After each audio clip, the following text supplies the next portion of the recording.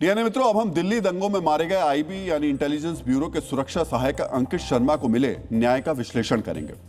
दिल्ली के कड़कड़डुबा कोर्ट ने फरवरी 2020 में दिल्ली दंगों के दौरान अंकित शर्मा की हत्या के मामले में आम आदमी पार्टी के पूर्व पार्षद ताहिर हुसैन को दोषी ठहराया है। साल 2020 के फरवरी महीने में देश की खुफिया एजेंसी से जुड़े अंकित शर्मा की हत्या कर दी गई थी।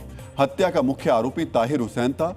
उस वक्त ताहिर हुसैन आम आदमी पार्टी का पार्षद था और हत्याकांड के बाद भी एक विशेष वर्ग ये साबित करने में जुटा था कि ताहिर हुसैन बेगुनाह है, बेकसूर है। बॉलीवुड सेलिब्रिटी से लेकर खुद को सोशल मीडिया एक्टिविस्ट कहने वाले कुछ विशेष लोग इसे निर्दोष बताने में लगे हुए थे। आज उन विशेष लोगों को भी हमारा यह विश्लेषण बहुत ही ध्यान से देखना चाहिए। अदालत ने ताहिर हुसैन समेत 5 आरोपियों को दोषी ठहराया है। इस मामले में कुल 11 आरोपी थे। अगली सुनवाई में सजा का ऐलान किया जाएगा। आपको याद होगा, दिल्ली दंगों के दौरान अंकित शर्मा का शव एक नाले से मिला था। पोस्टमार्टम रिपोर्ट में सामने आया था कि उनके शरीर पर धारदार हथियार और अन्य हमलों के कुल 51 चोटों के निशान थे। उनके सिर, चेहरे, सीने, पीठ और कमर पर गंभीर घाव मिले थे। दिल्ली पुलिस की क्राइम ब्रांच ने इस मामले की चार्जशीट दाखिल की थी। पुलिस ने अपनी जांच में पूर्व पार्षद ताहिर हुसैन को इस पूरे हत्याकांड का मुख्य सूत्रधार और मास्टरमाइंड बताया था। पुलिस का दावा था कि ताहिर हुसैन का घर दंगाइयों का ठिकाना बना हुआ था, जहां से तेजाब की बोतलें, गुलेल और पत्थर बरामद हुए। आज ये आरोप सच साबित हो गए। डीएनए मित्रों, 2020 में हुए उस दंगे को मैंने बहुत करीब से देखा था। दंगे के वक्त वहां किस तरह दहशत फैली थी उसे मैंने महसूस किया था। उस वक्त मैंने ताहिर हुसैन के घर से रिपोर्टिंग भी की थी।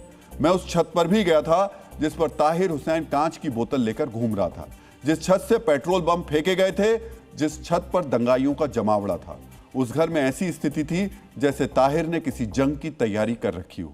आज आखिरकार 6 साल बाद दिल्ली दंगे में मारे गए आईबी कर्मचारी अंकित शर्मा को इंसाफ मिला है।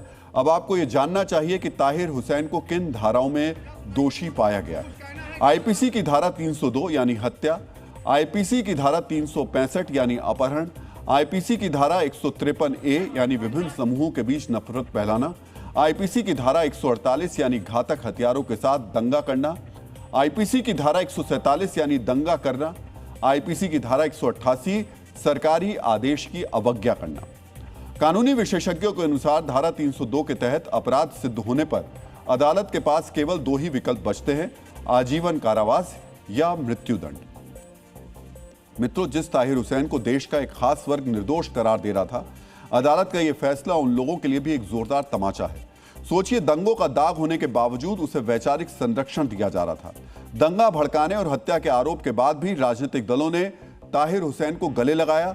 दिल्ली दंगों के बाद आम आदमी पार्टी ने भले ही उससे पीछा छुड़ा लिया, लेकिन ओवैसी की पार्टी AIMIM ने दिल्ली विधानसभा चुनाव के दौरान उसे अपना उम्मीदवार बनाया। सोचिए, जेल में रहते हुए ताहिर हुसैन ने मुस्तफाबाद विधानसभा से दिल्ली विधानसभा का चुनाव लड़ा। उसे अदालत से प्रचार के लिए कस्टडी पैरोल भी मिली थी। उसे 33,000 से ज्यादा वोट भी मिले। अब आप इसे क्या कहेंगे? दंगे के एक जघन्य मामले में जेल में बंद नेता को ओवैसी ने उम्मीदवार बनाया, जो अक्सर संविधान की बात करते हैं। साथ ही दिल्ली में रहने वाले 33,000 से ज्यादा लोगों ने उसे वोट भी दिया, लेकिन दिल्ली का बहुमत इसके खिलाफ था। अगर लोगों ने सोच समझकर फैसला नहीं दिया होता तो यह दंगाई विधानसभा में जाकर बैठ जाता।